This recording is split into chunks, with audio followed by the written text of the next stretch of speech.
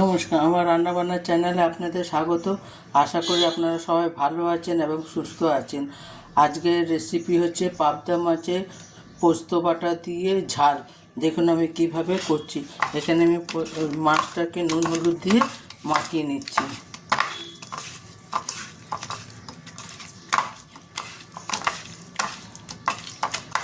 এখানে আমি নুন হলুদ দিয়ে ভালো করে মাছটাকে মাখিয়ে নিয়েছি। এবার এখানে একটা টমেটো নিয়েছি। এখানে আমি পোস্ত 1 চামচ পোস্ত, হাফ চামচ সর্ষে আর 2টো কাঁচা লঙ্কা একসঙ্গে বেটে নিয়েছি। চলুন গ্যাসে কড়াটা বসিয়ে দিচ্ছি তেল গরম করার জন্য। গ্যাসে আমি তেলটা গরম করে নিচ্ছি মাছটা ভাজার জন্য। আপনারা একবার এইভাবে পাবদা মাছ করে দেখবেন, খুব সুন্দর লাগে পাবদা মাছ পোস্ত বাটা দিয়ে পাবদা মাছ খেতে। এরপর আমি মাছ ভাজার জন্য দিয়ে দেবো।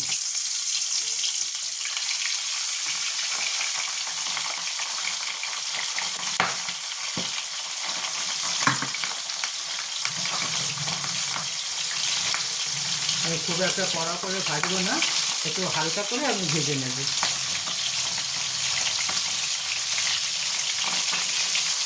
মাছটা ভাজা হয়ে যাক, তারপরে আপনাদের দেখাচ্ছি। এক পিঠটা হয়ে গেছে, এটাকে আমি উল্টে দেবো আর এক পিঠটা ভাজার জন্য। আর এক পিঠটা ভাজা হয়েছে, তারপর দেখাচ্ছি। আর এক পিঠটা হয়ে গেছে, আমি তুলে নেব।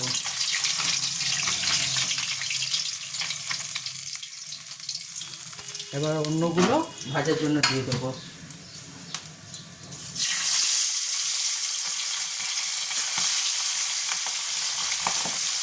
এইগুলো ভাজা হয়ে যাক, তারপর দেখাচ্ছি। এক পিঠটা হয়ে গেছে, এবার আমি উল্টে দেবো আর এক পিঠটা হওয়ার জন্য। আর এক পিঠটা হয়ে যাক ভাজা। আমার মাছটা ভাজা হয়ে গেছে, এবার আমি মাছগুলোকে তুলে নেব। আপনারা অবশ্যই একবার এইভাবে করে দেখবেন। আপনারা অনেক রকমের খেয়েছেন পাবদা মাছ, একবার এরকম পোস্ত বাটা দিয়ে খেয়ে দেখবেন, এটা খেতে বেশ ভালো লাগে। এরপর আমি এটাতে কালো জিরে ফোড়ন দেব। কালো জিরে ফোড়ন দিলে খেতে বেশ ভালো লাগে। গরমকালে কালো জিরে ফোড়ন খাওয়া খুব ভালো। এরপর আমি পোস্ত আর সর্ষে বাটাটা দিয়ে দেবো।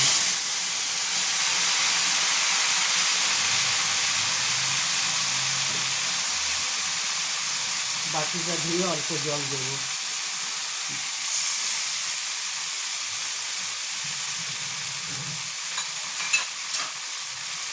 এরপর আমি এটাতে একটু হলুদের গুঁড়ো দেবো। হলুদের গুঁড়ো হাফ চামচের মতো হলুদের গুঁড়ো, আর হাফ চামচ আমি জিরের গুঁড়ো দেবো, ধনের গুঁড়ো দেবো না। এরপর আমি পরিমাণ মতো এটাতে নুন দেব। মাছে নুন দেওয়া আছে, সেখানে আমি নুন কম দেব, কারণ এটা ঝোল হবে না, এটা বেশ গামাকা গামাকা হবে।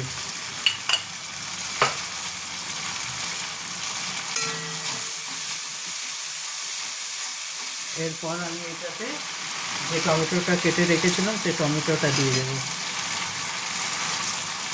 তাহলে একসঙ্গে টমেটোটাও সেদ্ধ হয়ে যাবে। টমেটোটা সেদ্ধ হয়ে যায়, তারপরে আপনাদের দেখাচ্ছি। টমেটোটা সেদ্ধ হয়ে গেছে, আর একটু সেদ্ধ হয়ে যায়, মশলাটা একটু ভালো মতন কষে নেব।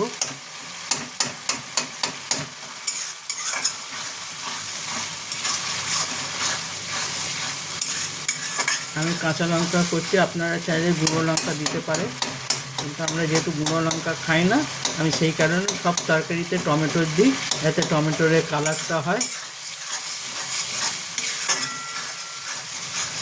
টমেটো দিলে বেশ তরকারিতে ভালো কালার আসে।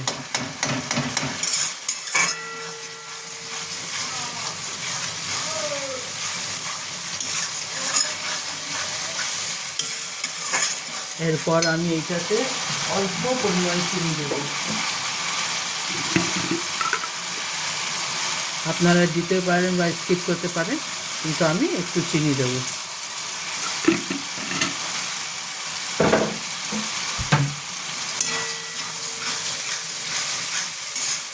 এটা রান্না করতে খুব একটা সময় লাগে না। মাছ ভাজা হয়ে গেলে এটা খুব বেশি 10 মিনিট সময় লাগে।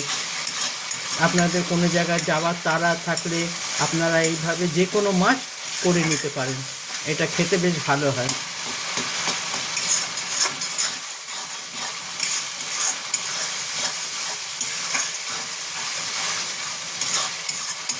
আমার মশলাটা প্রায় হয়ে এসছে কষা।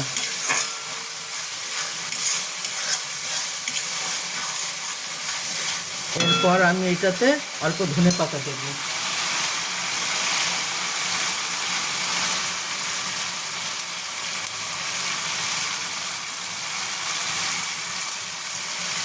ধনে পাতা দিয়ে একটু কষে নেব, তাহলে এর ভালো ফ্লেভারটা বেরোবে।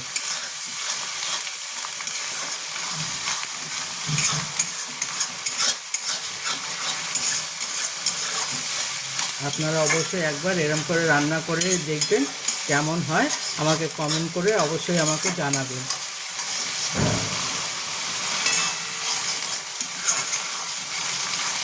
আপনারা আমাকে সাবস্ক্রাইবও করছেন না, কমেন্ট করেও জানাচ্ছেন না যে কেমন হচ্ছে না হচ্ছে আমার রান্না বান্না। আপনারা যদি কমেন্ট করে জানান তাহলে আমার খুব ভালো লাগে যে আমার ভাই বোনেরা আমার ভিডিওটা দেখে আমাকে কমেন্ট করে জানাচ্ছে।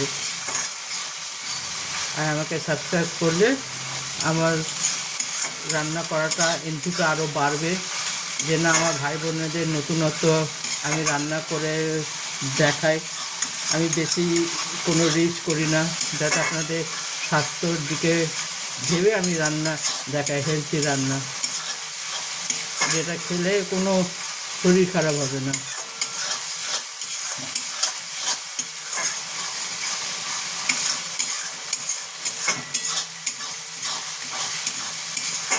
রিচ রান্না তো আপনি যখন তখন খেতে পারেন, কিন্তু এইভাবে রান্না করে খাবেন, দেখবেন আপনার শরীরে কোনো ক্ষতি হবে না, খেতেও ভালো লাগবে। দেখুন আমার হয়ে গেছে। এবার আমি মাছগুলোকে দিয়ে দেব, যে মাছগুলো ভেজে রেখেছিলাম। আপনারা চাইলে এটা ঝোলও করতে পারেন, কিন্তু আমি ঝোল করব না, আমি এটা এরকম গ্রেভি করব। গ্রেভিটাতে বেশ ভালো লাগে খেতে।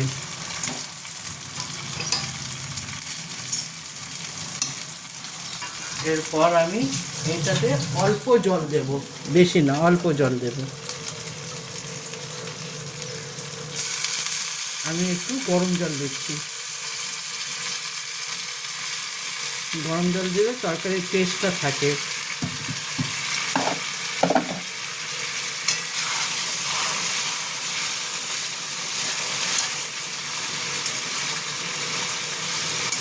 দেখুন আমার একেবারে পাবদা মাছে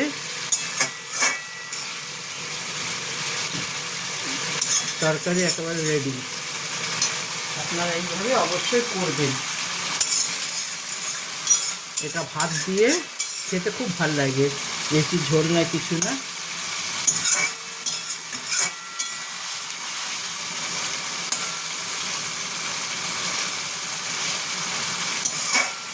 এটা বেশি ঝোল হবে না, একদম গা মাখা হবে।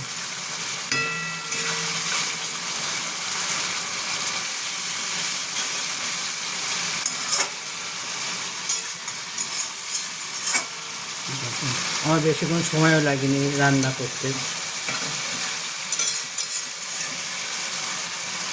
এটা একটু হয়ে যাক। দেখুন আমার প্রায় হয়ে গেছে। এবার আমি এটাকে নামিয়ে নেব, ব্যাস, আর আমি ঝোল রাখবো না। দেখুন আমার পাবদা মাছের কারি একেবারে রেডি।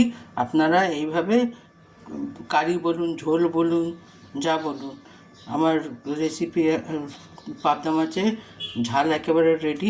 আপনারা এইভাবে একবার বানিয়ে দেখবেন, কেমন হয় আমাকে কমেন্ট করে অবশ্যই জানাবেন। আমার রান্নাবান্না চ্যানেলটা দেখার জন্য আপনাদের ধন্যবাদ।